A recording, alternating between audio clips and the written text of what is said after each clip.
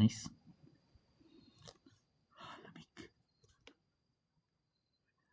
meron tayong ito. So yung ginagawa, so copy lang muna natin. Equals 5. Then para ma-eradicate or mawala yung square root, ni-square natin yan. Pero dahil nag-square ka sa left side, dapat sa right side ganoon din para maging balance. So sa case na to guys, makakancel sa left side yung square root, pati yung square. So magkakaroon tayo ng 2x plus 1 dito. Then yung 5 squared magiging 25. So ngayon, solve for x na lang. So magkakaroon tayo ng 2x plus 1. Ay, kinapi ko lang pala. Equals na natin. 25, lipat natin yung 1. May minus. So magiging 2x equals 24. Then divide na lang by 2. So yung value ng x is magiging 12. Gusto mo siya i-check, pwede yung guys. Like sa checking, plug mo lang yung x na 12. So meron tayong square root ng 2x plus 1 equals 5. So yung x natin is 12. So magkakaroon tayo ng 2 times 12 plus 1 equals 5. Pero may square root yun. So magkakaroon tayo ng 24 plus 1. Pero may square root. Then 25 equals 5. Wherein 5 equals 5. That's correct. Ito siya ginagawa. Ito talaga. So, given naman guys, meron tayong right triangle. Then meron tayong sin theta. Sin theta is equals to 3/5. Then yung pinapahanap is tangent theta. Ano magiging sagot? So meron tayong given na right triangle, given lang yung sin theta na 3/5. Then pinapahanap yung tan theta. So paano yan ginagawa? So basically guys, yung sin natin pipili ka lang dito sa dalawa kung saan may ilalagay yung theta. So let's say dito natin nilagay yung theta. Yung angle. So kung maalala sa SOHCAHTOA natin, SOHCAHTOA, yung sin natin is opposite over hypotenuse, di ba? So which means ito is opposite, ito hypotenuse. And yung TOA natin guys is opposite over adjacent. So which means given yung sin na opposite over hypotenuse, kung ito yung theta natin, yung opposite niya ito, hypotenuse na nandito. So may missing tayo na side. So gagamitan natin siya ng Pythagorean para makuha natin yung isa pang leg.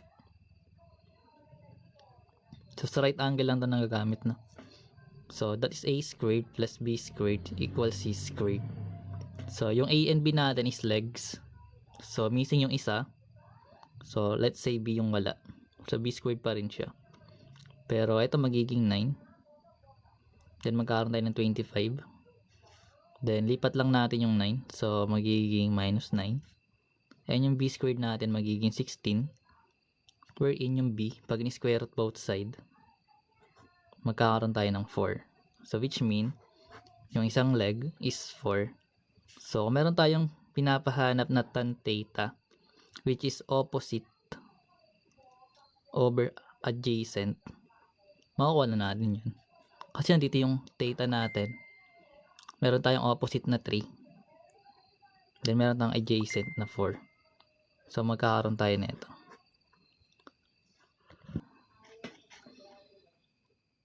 So let's say meron tayong 2x cube y squared then naka-cube. Simplify lang. Ito madali. Sigurado. Kasi loss of exponent lang to guys eh. Guys, ito madali lang. Kasi binumultiply lang natin yung nasa labas na power sa loob ng mga exponent natin. Nasa parenthesis. So meron tayong quantity 2x cube y squared. Then naka-cube siya. So remember, may 1 to na exponent na to natin. So magiging 1 times 3 siya, which is 3. And yung 2 cube natin magiging 8. Then 3 times 3 magiging 9. And 2 times 3 magiging 6. So that's correct. Let's galing ah. Pwede na kayo matulog. Ay, pwede na ba? Gusto nyo pa? Gusto aral, ayaw tulog. Ha? Huwag kayo na late bukas. Ano ba ngayon? Thursday na pala. Friday na pala eh. Pwede nang hindi pumasok. Ay, yak lang. Sabihan tayong sin squared x over 1 minus cosine x. So, simplify lang. Or, simplify. Or, saan siya equals?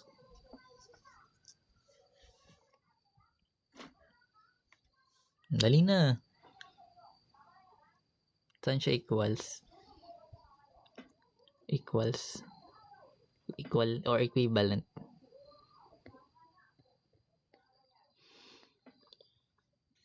Sin x.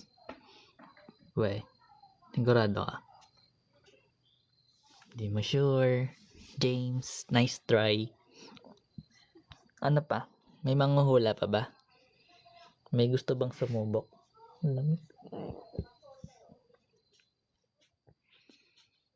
Wala. 1 plus cosine. Sige, check natin.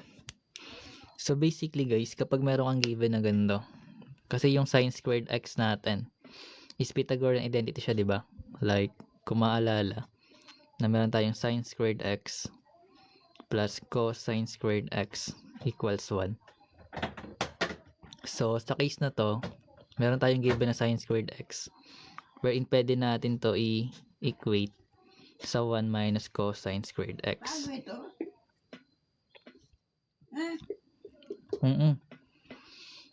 So, magiging ganyan siya. Wherein, kung i-rewrite natin tong given, magkakaroon tayo ng 1 minus cosine squared x over 1 minus cosine x. So, mapapansin mo naman guys na itong 1 minus cosine squared is difference of 2 square. Diba? So, magkakaroon tayo doon ng 1 plus cosine x times yung 1 minus cosine x all over 1 minus cosine x. Pwede natin ito makancel. Yung 1 minus cosine x. So, yung magiging equivalent niya is 1 plus cosine x. That's correct.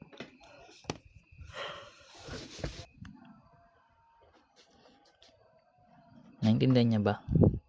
Hindi. Di hindi. So, meron tayong logarithm of x to the base 2 plus logarithm of x minus 2 to the base 2 equals 3. So, ano magiging sagot natin? Logarithm of x to the base 2 plus logarithm of x minus 2 to the base 2 equals 3. So, actually guys, sa properties ng logarithm, pag parehas yung bases, pwede ni-combine. Like, magkakaroon tayo ng logarithm of to the base 2. Then, kapag plus 2 guys, minumultiply natin yung argument. So, bali magkakaroon ka ng x times x minus 2 dito equals 3. So, ngayon, kailangan man to expand.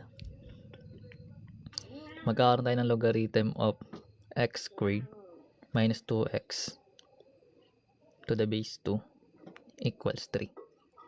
So, convert lang sa exponential. Kunin yung base. Gawing exponent yon. Then, magkakaroon tayo ng argument na x squared minus 2x.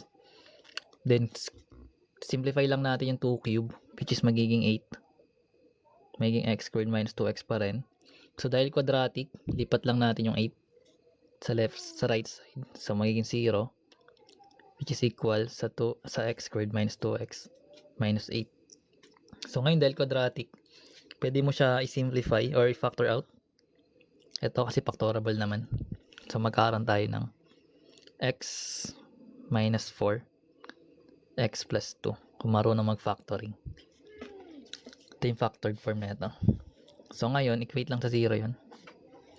Yung mga factors. So, magkakaroon tayo ng x equals 4. Then, x equals 2. Negative 2. Pero hindi pa ito yung sagot guys kasi kailangan natin to i-evaluate dito. Na bawal kasi magkaroon ng negative na argument. So, pag nilagay natin yung 4 dito, magiging 4 positive.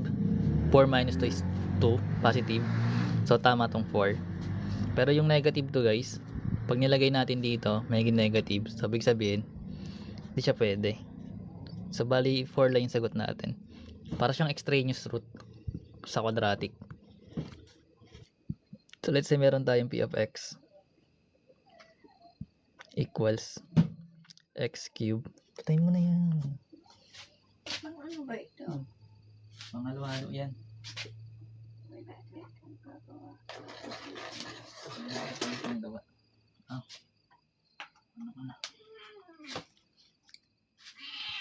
May itlog. Gusto mo? So meron tayong p of x equals x cube minus 2x squared plus 4x minus 5. Then divided by x minus 2. So what is the remainder?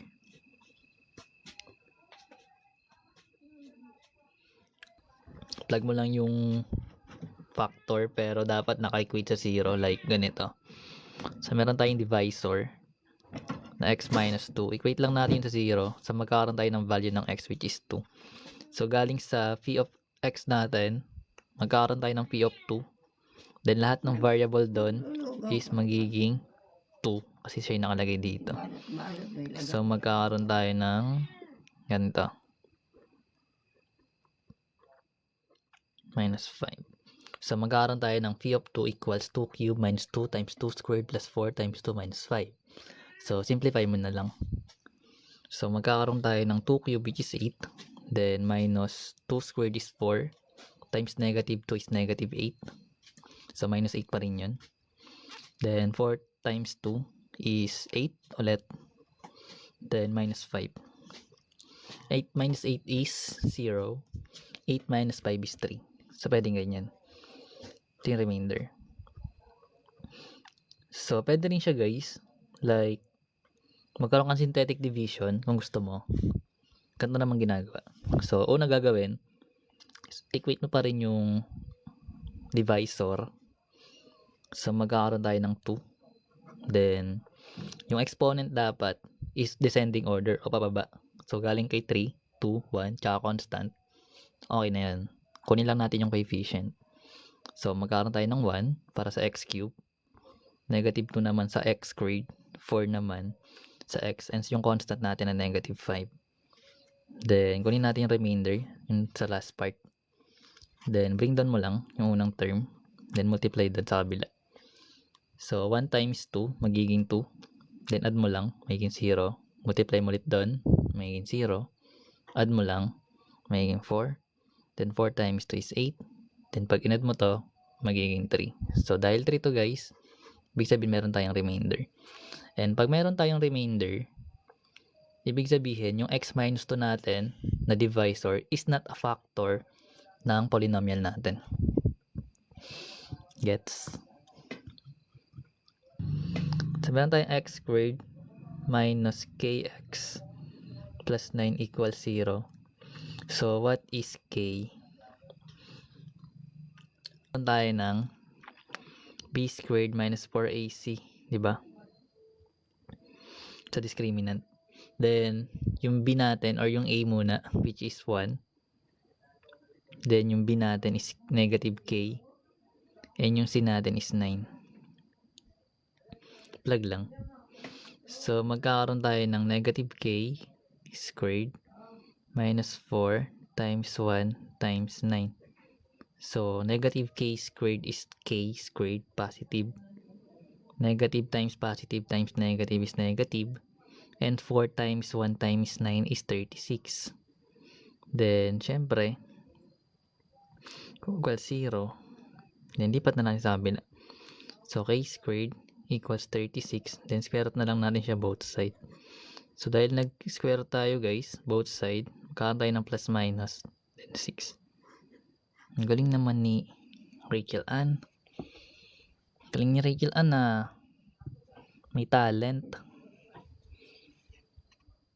Ni Ras, wash out. Number 13. Up. So ano to guys?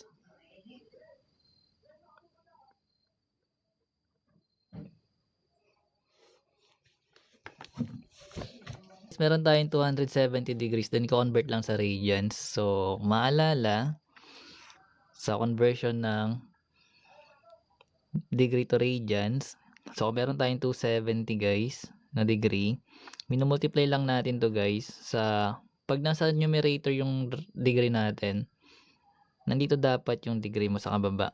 Then pi, di ba sa ano, ang pi is equals to 180. So makakancel natin yung degree. Then etong 0 rin makakancel na. So 27 times pi, maging 27 pi over 18. Pero pwede pa natin i-simplify yung 27 tsaka 18. So divisible pa yan guys by 9. So eto magiging 3, eto magiging 2. Kaya magkakaroon tayo ng 3 pi over 2. Ang galing naman. Na kaya maganda.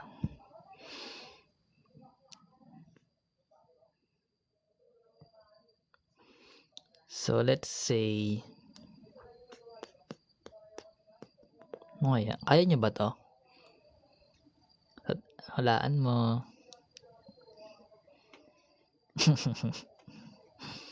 Simplify lang. Bali concept pa rin siya ng ng exponent. So kung maalala sa imaginary, sa complex natin, di ba? Yung I is equal sa square root ng negative 1. And syempre, pag in-square natin siya both side, makakancel yung radicals. So magkakaroon tayo ng negative 1. Wherein, kung meron tayong I raised to 26, so kung meron tayong I squared, pwede natin to i-multiply sa 13. Kasi sa power rule, yung 2 times 13 is 26. So ngayon magkakaroon tayo ng negative 1 raised to 13. Kasi yung I squared natin is negative 1. And kapag guys, yung exponent natin is odd, then negative yung base, negative pa rin yung magiging sign. So ano ba yung 1 raised to 13? Edit 1 pa rin. So may negative 1. Pag base mo is negative, then add yung exponent, negative pa rin yung sign. Pag base mo is negative, even yung exponent, magiging positive yung sign. Sundan? Let's say guys, meron tayong tan na theta equals 5 over 12. Then may condition siya na nasa third quadrant.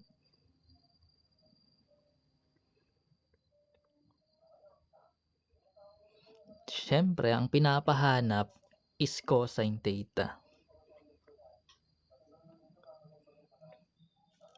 Anyways, meron tayong given na tan theta equals 5 over 12.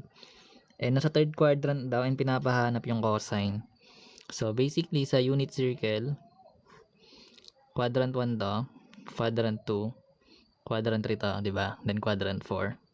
So dahil nandito yung tawag dito, yung right triangle natin. So let's say ito yung theta, di ba? Wherein meron tayong tangent, which is ito guys is opposite, then adjacent. So dahil nasa third quadrant guys, pares yan negative, di ba?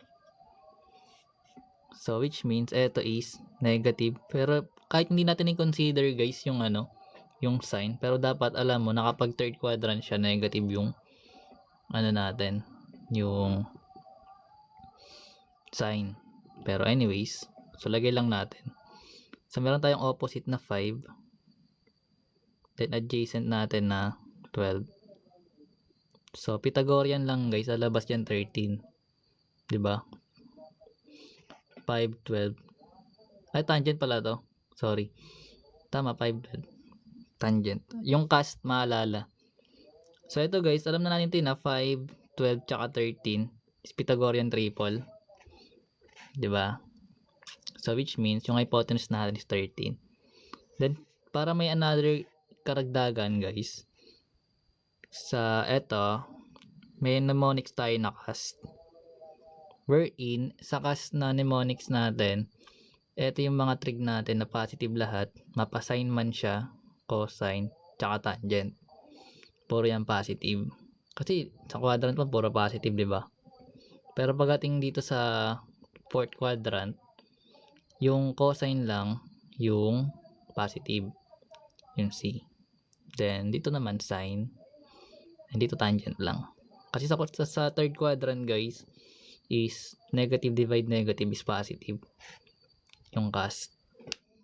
Lang sinabi ko lang. So wherein pinapahanap yung cosine. 'Di ba ang cosine is adjacent over hypotenuse. So kung meron tayong 12 over 13, pero negative yun. Kasi negative nga yung ano natin eh. Yung isang value. Like, yung tangent lang din yung magiging positive tsaka cotangent sa third quadrant. Hindi ko alam kung naintindihan nyo. Basta ganun siya ginagawa.